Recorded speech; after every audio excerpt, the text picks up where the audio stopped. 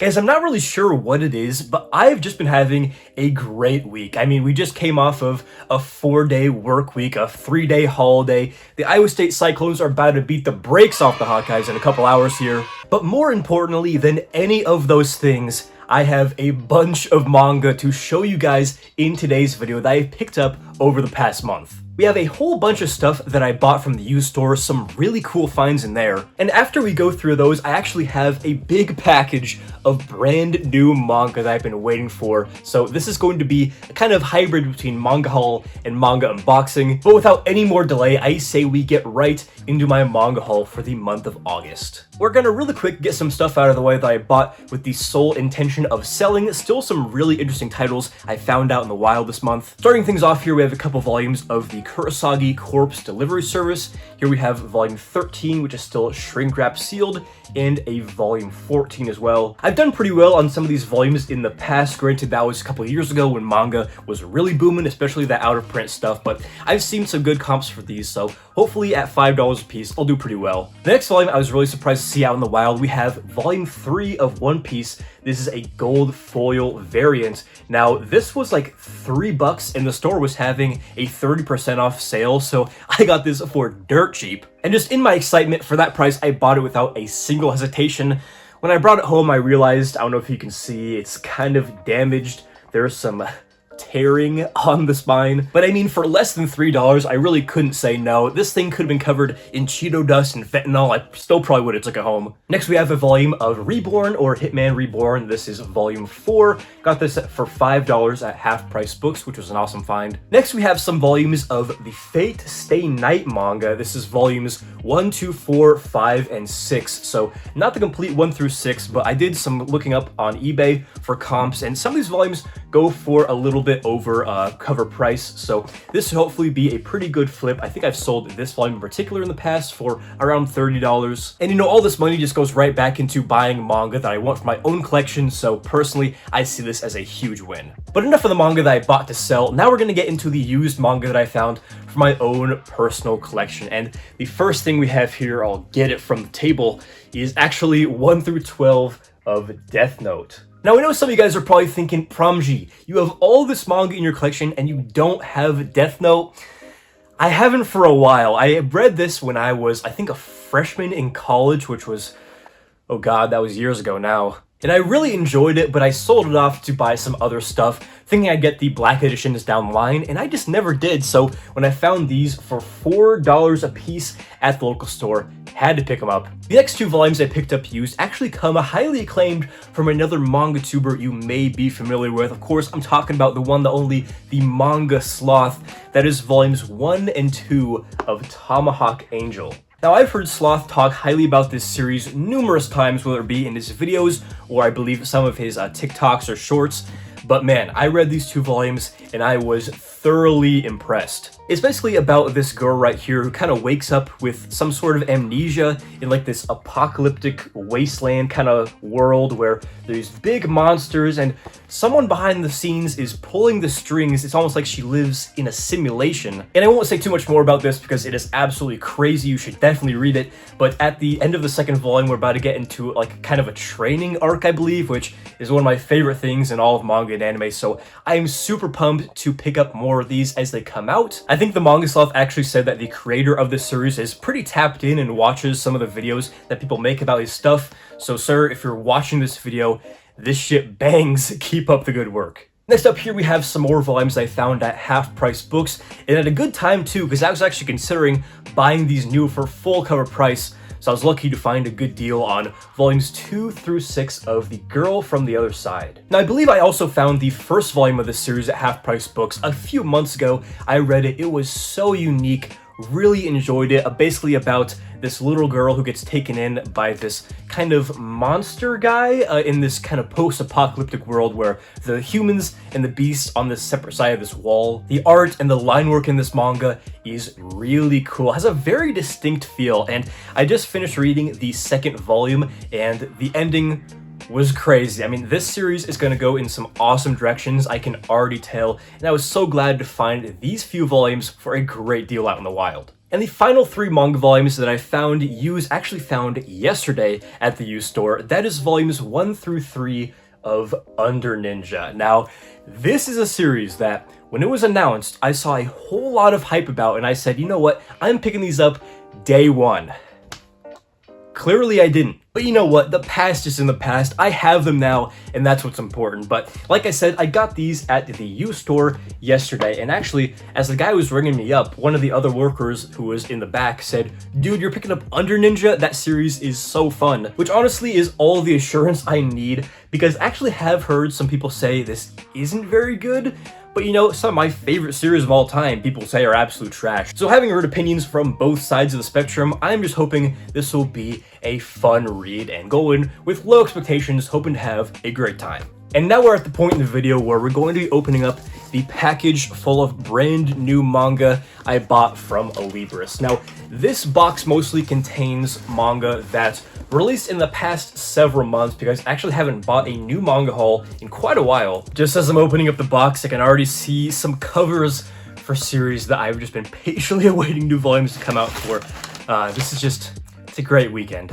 And as I'm looking down into the box, remembering what exactly I ordered, looks like we only have 3 paperback issues, and the rest are all omnibuses or hardcovers. So let's go ahead and start off with the paperbacks first. The first volume we have here is Don't Toy With Me, Miss Nagatoro. Now, this is an amazing manga. You guys can all keep your berserks and your vagabonds. I'll be over here reading Peak. But in all seriousness, no, this is not the greatest manga ever read, but I just have such a good time with it. It's very wholesome, very cute, very funny, and, you know, the last few volumes have really brought me back in when I was thinking about, you know, dropping it because nothing substantial is happening. Some big things are moving now, believe you me. Next up here, we got the newest volume of Spy Family. We have volume 12. Man, the last volume of this was crazy, and I just look forward to these volumes every single time they come out. Don't come out super frequently, but when they do, it's just a great time guaranteed. And then the final paperback we have in this package is volume 28 of One Punch Man. Now, for the past several manga hauls, I keep saying, yeah, I'm gonna keep on buying these One Punch volumes and then just binge them once I have a bunch saved up. I officially have a bunch saved up. So in September, I'm hopefully going to catch up with all the volumes that are out physically for One Punch Man. And I mean, I really don't need to say anything more about this manga. Stupendous art, fun cast of characters, awesome action. Murata is a demon when it comes to the pen and paper, so nothing negative to say about One Punch. Excited to get back into this one this month. And now we're getting into the big boys. We have the omnibuses and hardcovers from this package, starting off with omnibus 2 and 3 of The Fable. Now, I gotta say right off the bat, these spines are gonna look awesome when they're on the shelf all together. Of course, I like when a manga series has a theme with their spines, but when it's just a bunch of arrayed colors and you get a bunch of them on the shelf next together, I think that can look equally, if not more cool in a lot of scenarios. But like I said, we have Omnibus 2 here of The Fable. Cool looking cover with a gun on one side and what looks like a CSGO karambit on the other. And then of course we have Volume 3, which actually is shrink wrapped. I'm not sure the exact reason for that yet. Obviously there's a lot of violence and other questionable content in this series, but I've read the first omnibus, had an absolute blast with it. Basically about this hitman who does a big hit, has to lay low for a little bit, so tries to blend into society as a normal dude, which obviously has some hijinks to follow. Now, I don't know if any of you guys watched one of Profitaku's recent hauls or reading logs where he said this series sucked.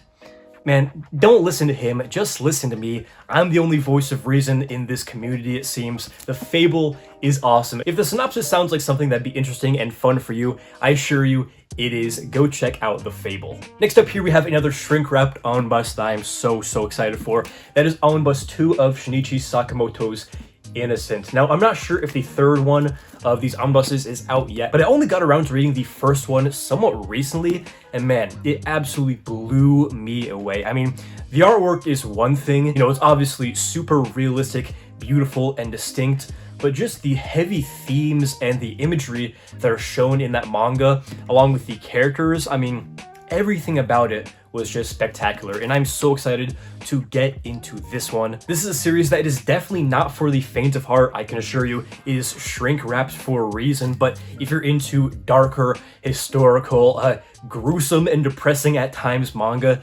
Innocent should be at the top of your list. Absolutely phenomenal. Now, switching things over to a little bit of a lighter note, starting off the hardcover section of this unboxing, we have Volume 3 of Scribbles by Keiara Mori. Now, for those of you who are not familiar with Keiara Mori, she's made series such as Emma, Shirley, and one of my 10 out of 10 series, A Bride's Story. And these Scribbles hardcovers are basically little compilations of some of her sketches with little notes accompanying them. Just really fun to look through. You know, sometimes you get some stuff that's more cute from things like A Bride's Story, and then sometimes she just goes a little bit more seductive with things. So just a great compilation these books are. I believe this is the last one that'll come out. There may be a fourth.